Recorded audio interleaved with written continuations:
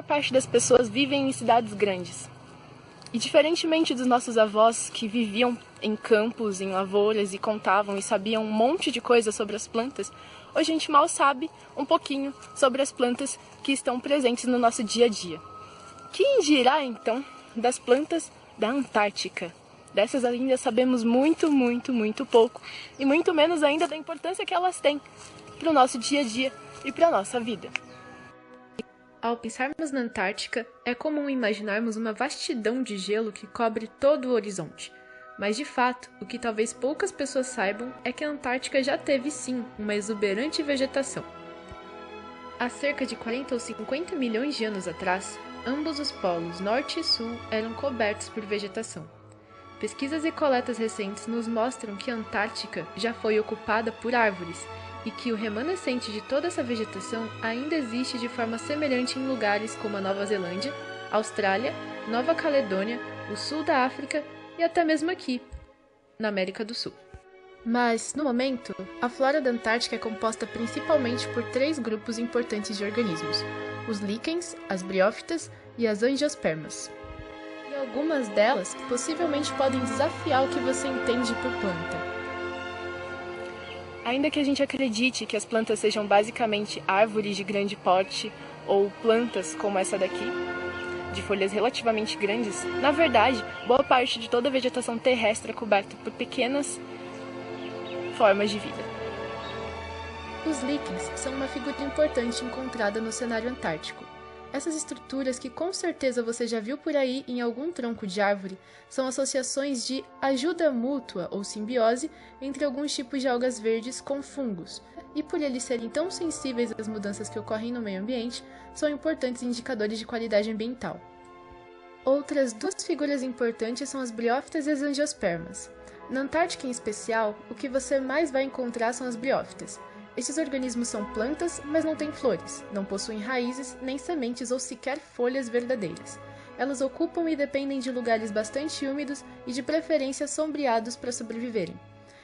E por fim, temos as angiospermas, que praticamente dispensam apresentações.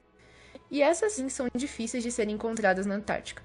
Para vocês terem uma noção, encontramos apenas 3 espécies de angiospermas na Antártica, enquanto que somente no nosso país existem mais de 32 mil espécies já reconhecidas de angiospermas. Para entendermos melhor como se dá uma pesquisa sobre plantas na Antártica, conversamos com pesquisadores brasileiros do Núcleo de Estudos da Vegetação Antártica e também analisamos o artigo publicado por eles e elas na revista científica Polar Research.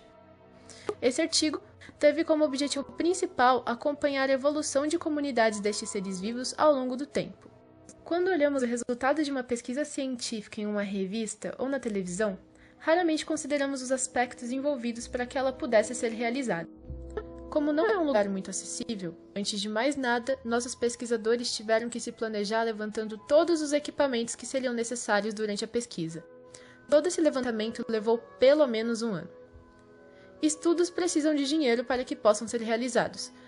Com os pesquisadores prontos para trabalhar em campo, temos o momento da coleta dos dados.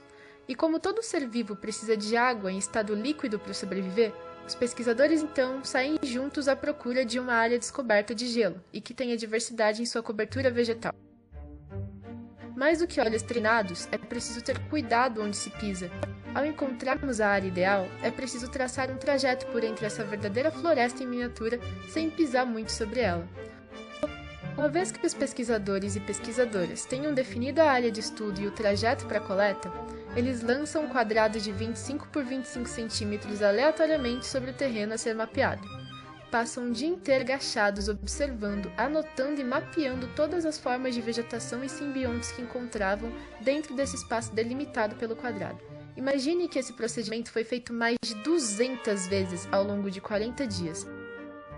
Ao final de cada coleta, os pesquisadores e pesquisadoras retornam para a base militar e o grupo se concentra em fazer observações mais cuidadosas com a ajuda de lupas e microscópios. Para definir, então, onde esses seres vivos se encaixam na árvore evolutiva da vida, é preciso utilizar chaves de identificação. As chaves de identificação funcionam como guias para o biólogo. Por exemplo, ele pega uma planta e define se ela tem ou não uma característica. Ao final desse processo, ele provavelmente vai saber a qual grupo essa planta pertence, ou a mais próxima, pelo menos.